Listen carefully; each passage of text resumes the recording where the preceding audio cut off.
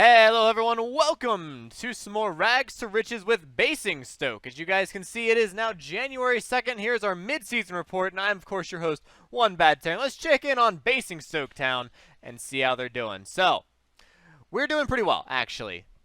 19 games played, so we are exactly halfway through the season of 38 games. And we've won 3 of them. So, thumbs up. We've won 3 games out of 19.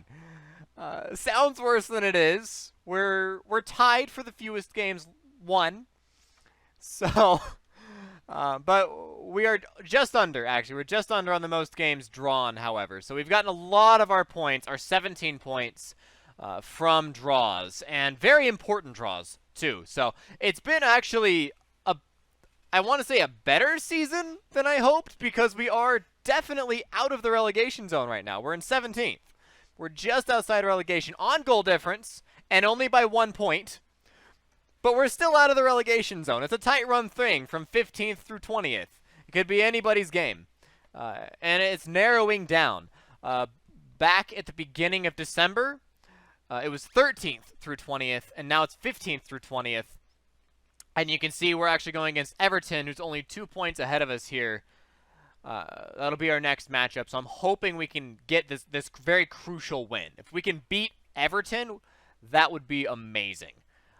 But that is, of course, you guys will find out in the next episode whether or not that's what happens. But otherwise, we've had a decent season, right? A -9 goal difference. Not the worst. Among the worst, but not the worst. We're doing okay. We're doing okay. So, we've had some discipline issues. However, with morale going down, there's been an increase in aggression. And so we're rocking 3 red cards and 41 yellow cards. It's bad. The weird part, though, the weirdest part, our average attendance is 3,100. We had more attendance in the championship than we do in the premiership. And maybe that's because we're losing, right? Maybe that's because we keep losing games or we keep getting draws, and so people don't want to come out and watch us. But it does seem a little weird that we're not getting as many people as we were last time. That being said, we're still getting paid bank. We've made a profit of nearly 32 million, and we're only halfway through the season. We're set, and I believe I can pull this up quickly. Where was it? Maybe it's not in here anymore. It might not be in here anymore. There it is. Board confidence update. We're projected to still make a profit of 79 million this season. So that I don't know what we're gonna do with that kind of money. I honestly have no idea what we're gonna do with 79 million in profit. I know what I want to do with that money, but that's not my decision. What I want is to pay off this $21 million loan, right? I want to pay off this loan. At the very least, pay off these loans, right? That's $210,000. We can pay $210,000 in loans and have just one loan. That'd be great. That'd be fantastic. But it's not my decision. I can't even ask the board to pay off those loans, and that sucks. That does. But if we're going to make, 80 mil, let's just take a quarter of that, pay off all our debts. That's what I want. But we'll see what happens. Like I said, I don't know what I'm going to do with all this money. What I have been doing, however, is I've been constantly bugging the board to spend more money. Just keep spending more money. So at the beginning of the season, as you guys know, we had to build a new ground. Because we got promoted, we have to have a ground big enough to play in the Premier Division. And that'll be ready by the end of next season. That will have Bristow Field, or Bristow Stadium.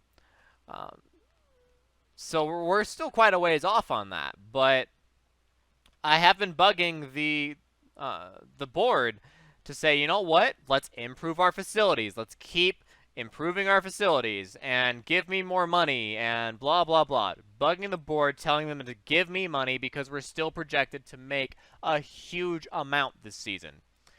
So I was able to convince them to improve the training facilities and improve the youth facilities, both of which will be done next season. They'll be done in 10 months from this time. So that'll be nice, having all of that fixed up and up to date. Now, if you recall, our youth facilities were just upgraded, and we're upgrading them again. The board was reluctant to do that, but they went ahead and said that my passion for our youth system, improving our youth system, was reason enough to go ahead and upgrade it. That I feel so strongly about our youth system that they went ahead and said, sure, we'll go ahead and do it. You know how much it costs? $1.1 million. Like, why would you fight that so hard if it only costs $1 million? Right? We're gonna make $80 million, and you're fighting me for $1 million? Come on. I can't ask them to do any more, except, well, I have a new contract. They gave me a new contract. I'm getting like $30,000 a week or something like that. It's nice. Senior affiliate we don't need, but yeah, I can't ask for anything more other than an increase in payroll and transfer budgets. But right now I don't want to do that because we're pretty happy where we're at. We're alive. We're 17th, so I don't see a reason to expand our spending too much. We are taking in Reda Ba and Suleiman Doumbia on end of contract deals. Now, neither have confirmed. At this point, neither have confirmed that they're coming to the club. But they have accepted the offer, and as far as I know, okay, so Catania is going for Doumbia. And is anyone else going for Ba? Yeah, like everybody. Celtic, Cordoba, Parma, Sheffield United. Bunch of people going for Reda Ba. And I figure Reda Ba's got 17 heading, 17 agility, and he's 23, which means he has a long ways that he can develop. He's already a 4-star player. He's better than any striker that we have. Right? So I'm looking at hopefully turning him into a solid striker for our needs, our position, picking up from Barca. We can't spend a whole lot of money on any individual players, so Reda Ba is among the best that we can buy, unfortunately. Looking to send someone out on loan, René Marcelin. Decent player, you know, Haitian. We picked him up, signed him on contract, knowing that we wouldn't get a work permit. But I'm hoping that we'll be able to sell him for maybe a quick $250,000, something like that next year, end of season. Sell him for a $250,000 and maybe get something good out of him. He could end up being a solid League 2 player, maybe better in the future. I don't know, but we'll see how he does in his training. In the meantime, he's going to be going to other places. So again, it's been a good enough season. I'm happy with where we're at. We're not in the relegation zone right now, right? We're not in the relegation zone. We're kind of poor on the whole morale front. Johan Etienne just recently came back from a loan spell at Gillingham. He did great at Gillingham. Gillingham is doing great, but we really need him back because our defense was starting to get really tired. You can see our players were starting to get real tired. So we needed Johan Etienne to go ahead and come back, and so we have him. We'll be playing him. Hopefully he'll do better. I'm not expecting fireworks. I just want to give Yves some time to rest, really. Polo Ma, give him a little bit of time to rest. But I'm looking to dump both Polo Ma and Etienne, neither of which are doing well. Naismith is doing very poorly. But we did actually go ahead and sign Chris Smalling. That is someone we brought in recently on a free transfer. Decent player from Manchester United. He was on a free, and he hasn't done super great for us, unfortunately. He's not lived up to his reputation. Although he is still our second best defender that we have. So there's that. Piero, surprisingly, doing a great job as a defender. He's really stepped up to the Premier Division level and just has proven that ever since League One, he's been a great asset to the team. So Piero's someone that we will absolutely be holding on to and playing a lot. I don't know what it is about this guy, but he is absolutely solid when it comes to defense. I'm absolutely loving the fact that he is so good in defense. So maybe he's just good compared to everyone else, but honestly, I think he's doing a great job. Gravino's been a little disappointing. I think we'll go ahead and let him go at the end of the season. A little sad, but I mean, he's done a decent job. But all in all, I don't think he's cut out to be a Premier Division level anymore, unfortunately. He's also not getting called up to Ivory Coast anymore. As you can see, we're not coaching Ivory Coast anymore. I went ahead and just left that position. But he's just not being called up, and he's not doing as good as I had hoped. So, unfortunate for him. Najib also been performing poorly recent games. Agye, exciting news for him. He just recently, is it attributes? I don't know where to find it. History? Achievements. Here we go. He just was named as in the seasonal best 11 for Ghana International, for the Ghana International team, and the African Footballer of the Year is Daniel Agye. So super impressed by him. Congratulations to him. He's in the first team 11 of the year for Africa. He did just a great job. So congratulations to him on getting a reward. Looking at our schedule, how we're doing on the schedule, it's been rough. It's been a little rough. I mean, again, we had a really solid preseason. Started out against Everton 1-1, right? We got a nice solid draw. That's okay. Lost to Arsenal as you'd expect. And after that, it's largely gone as you would have expected, with the exception of tying up with Wolverhampton Wanderers, and losing to Watford. We lost to Watford. It was just that's the kicker, really. That's the kicker, is we lost to someone else who was relegation threatened. And that hurts. But aside from that, everything has gone pretty much as planned and as expected. 5-2 against Swansea. Knocked out in the quarterfinal against Swansea, unfortunately. But we did 5-2 them on TV, so that worked out really well for us. Our TV matches actually have almost always been 1-1s. They've almost always been draws, which is kind of weird. That's actually very weird. But we've had some very crucial ties, right? We've tied with Liverpool. We've tied Sunderland, which is also crucial. And we tied West Ham. West Ham's doing a really good job. They're very scary. I think they're 6th place right now. They're a very solid team and someone we have to really be careful of. We've had a lot of friendlies during international times to help keep everyone in shape, if you will, especially our midfielders. We managed to beat Atletico. We beat Lierse and Rangers. We beat Bremen. And at some point, I will need to set up a new friendly for the next international period. It's harder to do that when you don't actually know when the international games are. But you just kind of look for the gaps in the calendar, basically. Like right here, there's a gap right here. Now, that could either be for the FA Cup, right? Or that could be for international time. I don't know. We'll find out when we get there. But these friendlies, each friendly generates around $250,000 in revenue. Each one of these friendlies, around $250,000 in revenue. So just these friendlies during the main season alone have already paid to upgrade our training facilities, right? But the money is less important, but the money is very important. All these friendlies, the money is important, but it's the less important of the two reasons why I do these friendlies. The second reason is these friendlies are morale boosters. We don't have a lot of international players, which means we have our main team most of the time. So we're playing teams like Atletico, which have a lot of international players, so they're going to do a poor job. They're not going to stand much of a chance. So we're able to beat them, up our morale just a little bit, give us that really crucial win to help our morale, and hopefully get us into another win to get us in a little bit of a cycle of winning.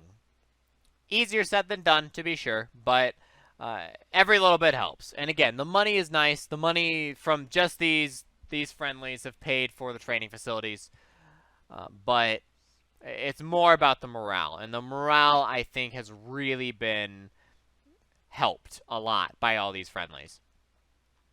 Unfortunately, as you can see, though, we're on a 5-game streak without winning in the Premier Division right now. Our worst has been 8 so far, and we picked up a win. We put right here with Tottenham, and then we're on a 5 games without a win right now in the Premier Division. So again, I'm really wanting to beat Everton. I really want that to happen, especially because we have Arsenal right around the corner. You know they're going to want to crush us. You know they're going to be ready. So I really want to make sure we get this win against Everton. At the very least, we're going to crush Chesterfield, right? That's no contest. That is no contest. We're going to crush them. But I want to beat Everton really badly. That's a big match for me. So outside of that, again, not taking care of Ivory Coast. It's a lot less to worry about, but it also means I have a lot fewer players that I get to look at and that I get to scout. So there is definitely a downside to that. I don't get to see a top international team's players anymore. But I'm okay with that. The season's gone a lot faster, and I mean a lot faster. Now, I mean, you can even see that in how fast the episodes are coming out. Now that I don't have to worry about international matches. It's just bam, bam, bam, bam. Game, game, game, easy, done. And I've been loving it. I really have. We've had some transfers in and out in the meantime. So in between episodes, we sent a lot of people to Dover, right? We sent a lot of people to Dover. And we brought on some new people as well. So I've been looking to find any people that are under 20 that have the potential to be at least a League One player in the future. I've been signing all of those people that I possibly can because there's a chance, and this won't happen for everybody, but there's a chance that I can sell them for a quick buck, especially if they can get some game time. And given that we are arguably the poorest team in the Premier Division, every little bit, every 200,000 that I can manage or 100,000 that I can manage is what we need to do. It's very helpful. So we're looking to pick up as much as we can there. I don't know if this happened between episodes or not, but Modik has been sold. Boateng has been sold. Ryan McLaughlin's been sold. Vince Bignol has been sold as well. Cole da Silva has been sold. I know some of that stuff happened in between episodes. But in case you were wondering about any of those players, some of them you guys really have never seen, like Vince Bignol and Cole da Silva. I've not seen much of them, but they've all been taken care of. They've all been sold. And then on the loan side, again, we brought some new people to Dover. So one of our new signings is Declan Hannigan. Now he's 22 now. He's a 1-star, good for Vanarama National, looking to be maybe a League 2, decent Sky Bet Championship in the future, unlikely. But good League 2 in the future, I think, is what he'll end up being, as a League 2er. The big thing about him, why he's so good, aside from he's doing really awfully in training, is he's huge. He's 198 centimeters and 88 kilos. The guy is a beast. And that physicality helps. He has great strength, great physicality. He's poor pretty much everywhere else. But he's very physical, and that will definitely bring something to the table. You can see he's come on 9 times as a sub. He's never actually started a game for Dover, but he's come on 9 times as a sub, putting in an average of 6.93, which is not bad. To me, if I saw that, I'd say, okay, let's start you and see what happens. But I feel like this player is very similar to like Adebayo Akinfenwa in that you bring him into the game in an attempt to really change how the game is played, right? You bring out this very physical player and really just kind of disrupt the defense with this big player. And I feel like that's what Declan's really good at doing here. So I'm hoping he'll keep doing well at Dover. I'm happy to see he's putting in solid performances. So I hope he keeps doing well. And you know what? If he can somehow end up being a League One player in the future, an actual League One player in the future, that would be awesome. That'd be fantastic. And I want to sell him to Dover. I do. I don't know if they'd take him, but I'd be happy to. The other player we brought in, Sofan Haji. He's Moroccan, capped by the youth team, wanted by Girona and Huesca on transfer. That's interesting. Valued at 400,000.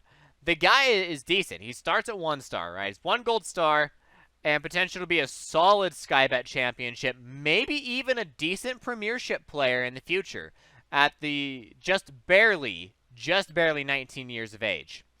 He's performing really well for Dover, which is great to see, and he's doing okay in training. Not as well as I'd like to see, but he's still doing a good job. He's made 8 first-team appearances.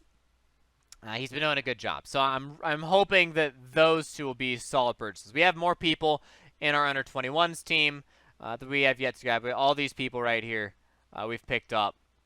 And Becca is gone somewhere else. Becca's an interesting striker, 20 years old, looking to be good for the future. And then Onya Kikende, he's 18. He's a gamble. And Ross Dale, also a gamble, 19. Hopefully we'll get somewhere with him. So one last person to mention. I'm not sure where you are. Here, I know it's a loan deal. Where are you? Van Hoosen over at Preston. He is still currently out on loan. He's been doing a good job at Preston. I figured he can go in and go out there. We haven't really needed him, but there are times when I wish we had him in December, because in December we got a lot of cards. We got a lot of cards in December. So there were definitely times that I wish I had him, but it wasn't anything that we couldn't handle. We still had enough players for our defense, because Caleb Stanko can play defender center, and he can play it decently. So, anyways, that's roughly how it's all gone. You notice we lost Albani. He wasn't performing super well. The loan from Inter, he wasn't performing super well, so we went ahead and let his contract expire. It was not helped by the fact that Inter wanted us to pay to have him, and then we looked at actually what he's doing over at Inter, and he's not needed, right? Inter doesn't want him, but at the same time, like, we do want him, but they won't give him to us. Even though he's only cost 5.5K, they still won't give him to us. So that being said, he wasn't performing awesome. I mean, 6.86 isn't bad, but we picked up Chris Smalling, and Chris Smalling's been able to do it for us. He's been a good replacement, and he's brought in some extra jersey sales too. You know, he's a bigger name. He's definitely a bigger name. Brought in some good jersey sales. So, anyways, that's where we're at. It's been an interesting season. I would like to have a lot of our stuff be better than it currently is, but in due time. It'll all happen in due time. So, here's hoping we stay up. We're 17th, 1 point clear of relegation. So here's hoping we stay up. Thank you all for watching. If you liked the video, give a like, subscribe to the channel, and share it with your friends. Best thing to do for the channel is share the video. Thank you to Amphit for being a Patreon supporter, and thank you all again for watching. I will see you next time with more Rags to Riches with the end season report. The peak we've been this season is 10th, followed by a second peak at 13th, and it's just been downhill from there. So, if we can beat Everton, we'll go ahead and climb our way back up to 15th and maybe make something happen. Maybe if we can not finish in 17th, that would be nice. As you can see, the prize money increases by a great deal. 3 million per position increased. So, the difference between 17th and 15th is a whopping $6 million. I would like to get that $6 million if we can. But we'll see again, and we'll see how the FA Cup goes as well. I don't think we've played a single FA Cup game. We have not. Anyways, again, thanks for watching. I will see you next time in DFTBA.